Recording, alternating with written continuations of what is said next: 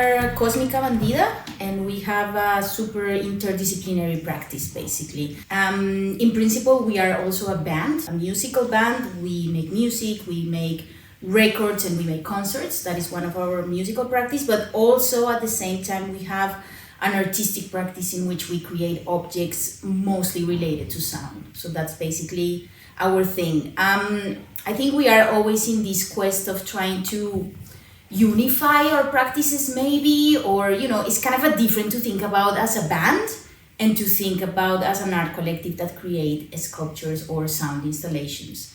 But in principle, that's what we are. We are an art collective and band working with sound devices, sound sculptures and installations. I've pretty much been working with music all my life, and I started doing experimental music with modular synthesizers and tape loops and building little objects myself. I think that's how we kind of met. That's how we started the project, and that kind of so we had two things running parallel. We had the music, like playing regular songs in the studio, and then practicing with experimental music, and then thinking about how we can also give the music a background with the objects, or a form.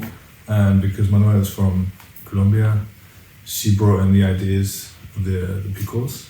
And luckily for me, that was something completely new, and I was just completely amazed by the objects, because they're sound systems, but they have so much detail, they have such a strong message too. They project a message.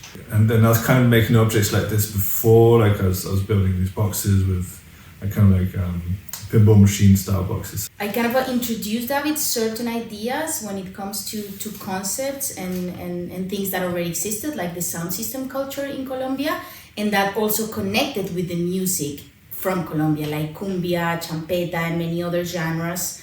And then we ended up doing this crazy mix of everything, in which a band came up, and also our artistic practice, in which, let's say that I'm the conceptualizer, bringing the content and the ideas, and David it's a great constructor and technician and a nerd tech on the device aspect. So in that sense, we complement our practice amazingly. It's really related to my roots and my context from Colombia and the different people that I work with, and also painting. And then David it's almost like an engineer or architect of technical aspects too.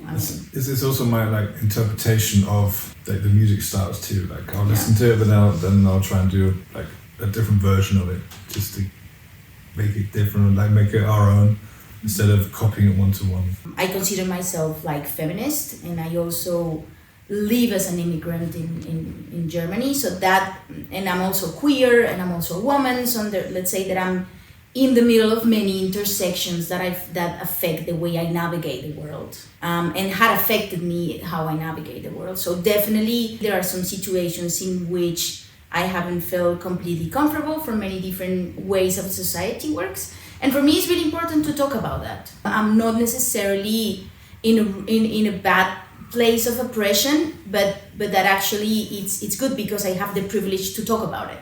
And this one, it says, your feminist party pooper of trust. It's the one that kills a party because someone said something, racist or sexist, and then you're like, ah!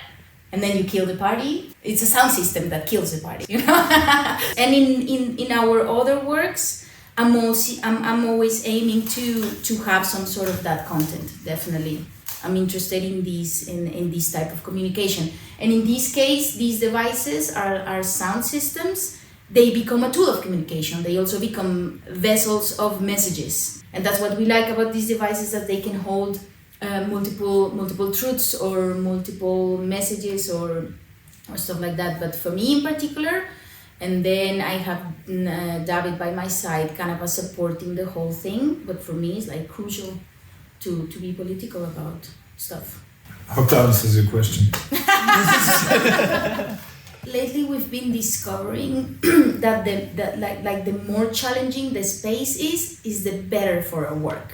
So I've been realizing that our audience is a wide audience, and it needs to be spoken to in the place, or let's say, I don't know, kind of a classical or mainstream or whatever spaces, the best. I mean, we're speaking to an audience that needs to be addressed. That's why our work is made for many people. That's the ones that we want us to listen, more than the ones that are already aware of it.